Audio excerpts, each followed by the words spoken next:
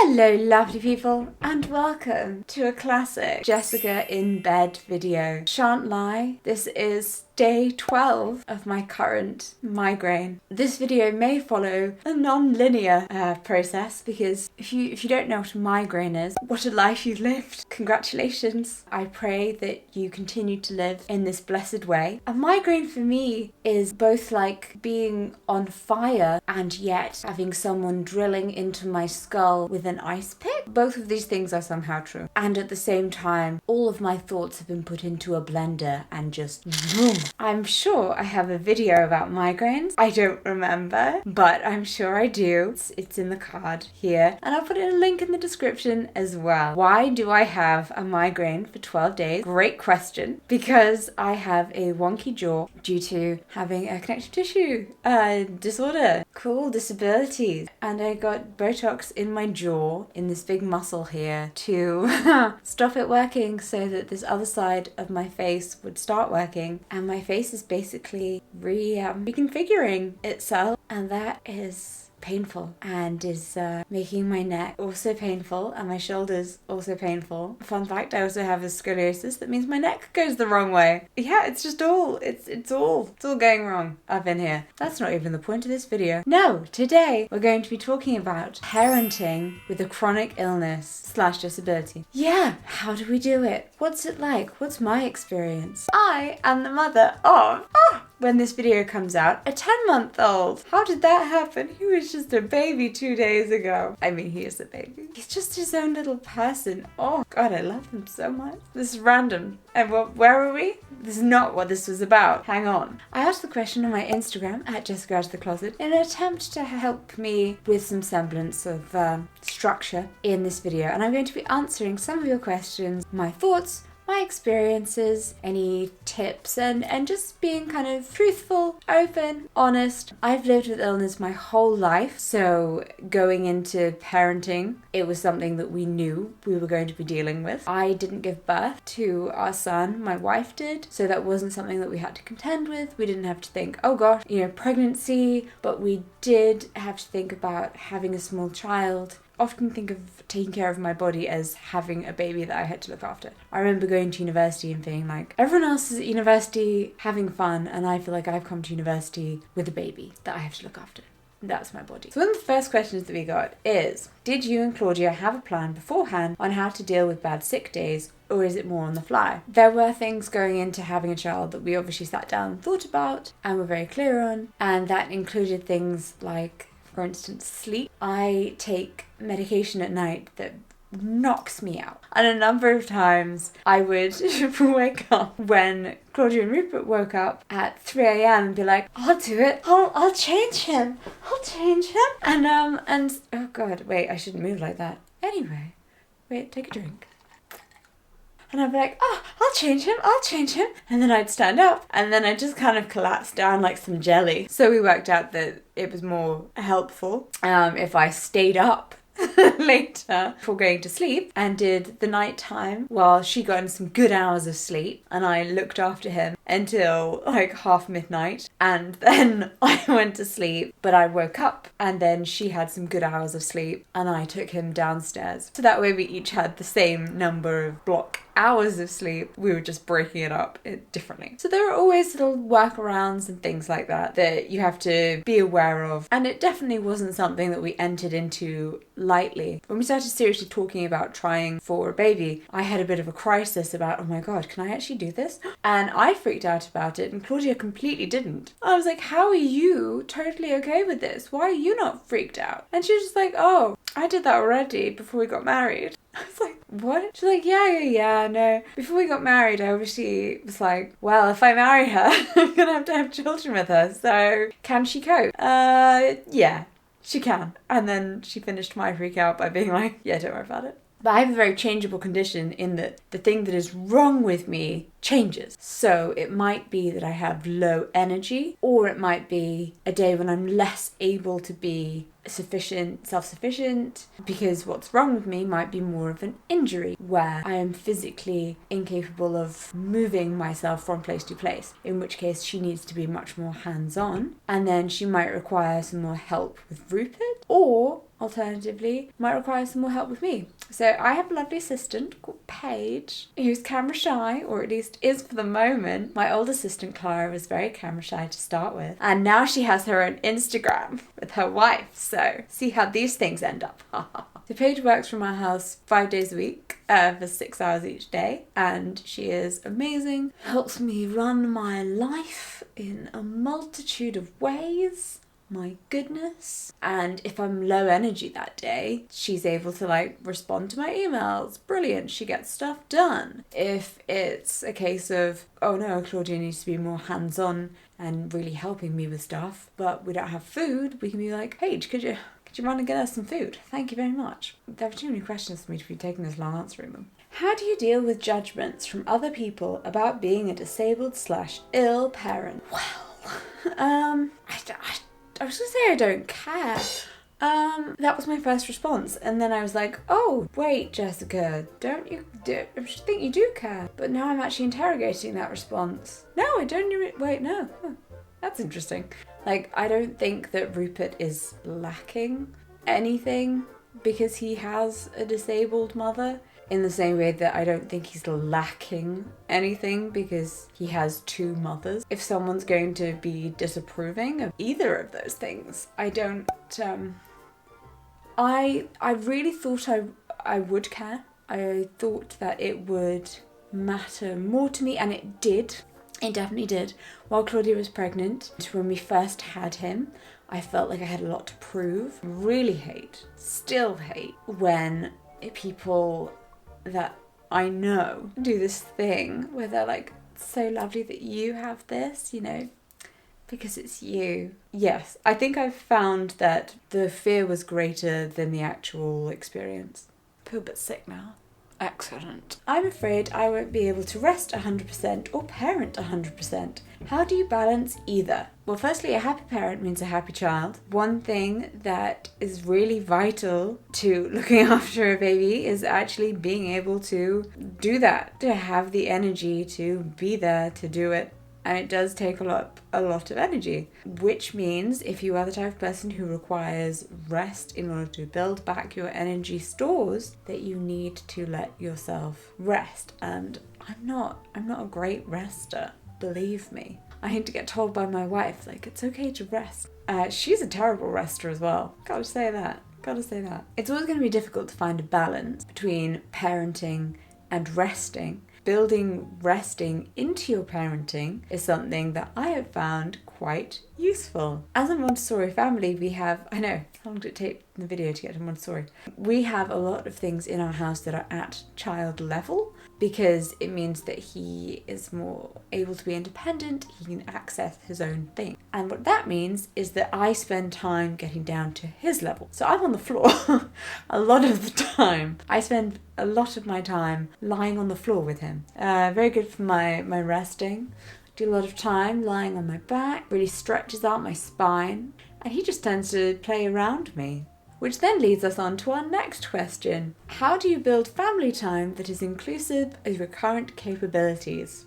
If I am not feeling 100%, I spend just the same amount of time with Rupert, but I'm just doing it to whatever level I'm able to do right now. The activity changes, but my time with him doesn't change. So Claudia and I have a routine every single morning. One of us goes downstairs and does the dogs, and the other one goes down and does Rupert. Or sometimes one of us does both. Quite often I'll try and do both so that she can sleep, especially if I know she's had to get up in the night because Rupert needed to get fed if he didn't manage to sleep through. If it's a day where I'm not feeling great and I'm not up to a morning, then that's a lot of quality time that I would have missed out on. So instead, Claudia gets up and she does that stuff with him, but she makes sure that I have another bit of the morning with him. She'll bring him to me and we'll play together in a way that suits my current abilities. One of the best bonding things that we do together is read books. And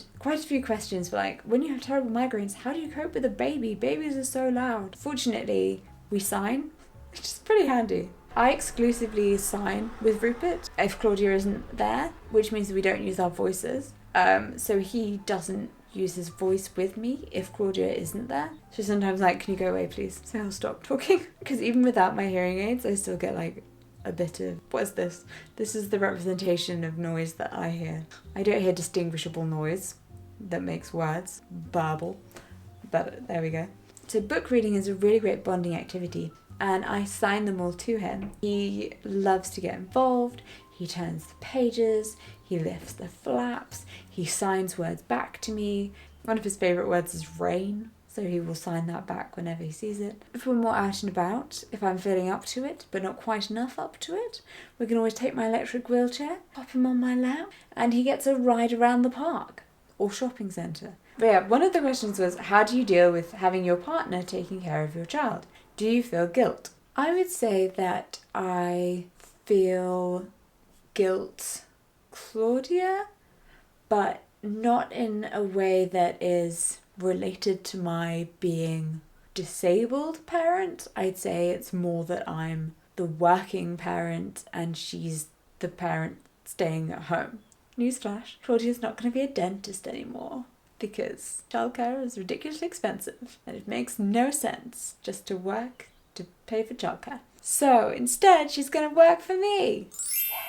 Which means you can expect lots more dreamy, beautiful, slow-mo filming, because that's the stuff she does. She is my cinematographer. Claudia takes all the good shots. Whenever you see something and it's filmed really nicely, that was Claudia. If it's bad, shaky camera work, that was me. I think it's really easy to be made to feel guilty, a society that tells you that you're less than, because the models that we're given for what we need to live up to are very prescriptive. It's very one size fits all with no idea of the fact that everybody is different. We all come from very different situations and not everyone's going to have exactly the same possibility ticking those boxes. Really, what we should be looking at is that every single person provides something entirely different and special in their own right. Anyway, we're all human. It's an absolute marvel we exist. How do you let go of the guilt when you're having a prolonged low spoon patch? I think one of the wonderful things about having children is that every day is so long and every year is so short. Whereas before it felt like if I was having a low spoons patch, I would be looking at it in terms of, God, it's taken so much out of this year. And now I'm like, it's just today. Today is what matters. Today is what exists. And it doesn't matter about whether my energy yesterday was lower or higher. There is just this right now. There is just, he needs lunch and he needs someone to sit with him. That is all there is. So I think it's been a process not of me consciously letting go of the guilt and consciously letting go of the feeling of, am I going to be an inadequate parent because I'm disabled? It's been an unconscious process of being more present through having a baby who does not allow you to be anything but present. If something happens, what's your emergency plan? Well, we did have to go to A&E because we thought I had caught a requiner, which is a thing that happens in your back.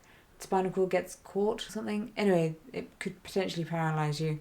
My GP was like, you've got to go to A&E immediately. Obviously, Claudia had Rupert. Claudia had also hurt her back, helping me with my hurt back. We have an emergency plan, which two amazing friends of ours called Andrew and Naomi, who live quite close by, who were like over in a flash, are excellent human beings and are the like child-free members of our friendship group. Pacing with a baby, great question. For us, we knew that pacing and making sure that my energy levels stayed quite consistent, and there's a video about pacing up here and in the description, which is basically making sure that your energy levels remain within a boundary that you're comfortable in, but then you gradually expand that. Pacing with a baby, we knew that that was something that we were really going to have to think about. We manage my energy generally really quite well. Even before he was born, we knew that scheduling was going to be something that was really important to us. So we followed a schedule that was set by Rupert. We sort of watched him to see what he did and how he was, and then created a schedule around so that we were doing things at the same time every single day, and that way I could be sure that I was working my medication, my food, my own sleep schedule around him to make sure that I could take care of him as best that I could. And that worked really well for Claudia as well, because she likes to know the plan. She's got to know the plan every single day. Can you spend downtime with Rupert when you're feeling ill? Like, is it more tiring or comforting? It's a very insightful question, actually. I personally find time with him quite comforting. It's quite nice. He's quite a calm little chap, though. Like, we might read books together or might play, but his playing's very much like we roll around or do a little activity. His favourite game at the moment is taking pom-poms out of a basket and putting them on a plate. Or he'll like sit with the ball tracker, which is this big ball tracker we have. And then you just take a ball, put it on the track, and it goes back and forth. And it's like, oh. And he can quite easily just be kept entertained with that for ages. The thing that helps my migraines most is to have my back supported. So yes, lying on the floor, which I do with Rupert, lying on the floor. Why do your migraines last so long? Not judging, I'm actually just really curious. You know what? Me too. I too am curious. I would love to know the answer to this one. Alright, last question. Truthfully, without the positivity that us chronically ill people have to do, does it feel like you're missing out? Yes, it does. I don't think that Rupert misses out on anything, but I do feel like I miss out on some things. Like, I would love, for instance, to be able to drive. Driving is something that I really struggle with. I really want to be able to do, and I just don't know whether I'll to do it. I really hope so. And I love the idea of like, I wish I just had that like energy to just take my baby and pop him in the car, go into town, meet a friend in a cafe. I mean, you know, COVID, whatever. But the thing is, COVID's not changed my life that much, which really says something about my life. Maybe that will change as he ages. He is only 10 months old. I mean, I can always say I feel like I'm missing out on being able to carry a child and breastfeeding, because I'd love to be able to breastfeed. That's a much deeper thing for another video. Obviously, there is a lot of positivity that one has to have as a chronically ill person, because what else are you going to do? The aim of this video really was just to say that don't be scared. That's it really. Don't be scared. I was really scared before having Rupert about bad days. What on earth am I going to do on those days when I can't cope with myself? But I found that both that I just had to, and also that there were just ways that he fit into things. When Claudia was recovering from her cesarean, there was a lot that she couldn't do in the first few weeks, and I suddenly just had to do them. And boy, did it hurt a lot. And I just did it. And it felt in many ways empowering, but also horrible because my body hurt so much. But there was something about it that was quite lovely to see that it was so temporary. Does that make sense? Everything with a baby is very temporary. Children grow very quickly. And yes, that first bit is hard, and the next bit might be hard for a different reason, but whatever you have difficulties with, you're not going to find all of those hard bits hard for exactly the same amount. Along the way, every single part is also wonderful, is also lovely. Absolutely wouldn't change anything for the world. Quite have baby fever, would have 5 more if she'd let me. Definitely not going to have 5 more children, don't worry. Be the Von Trapps. Sending lots of love to those of you who are also having a bad day and feeling not your best and brightest. And I hope to see you in my next video. Mwah.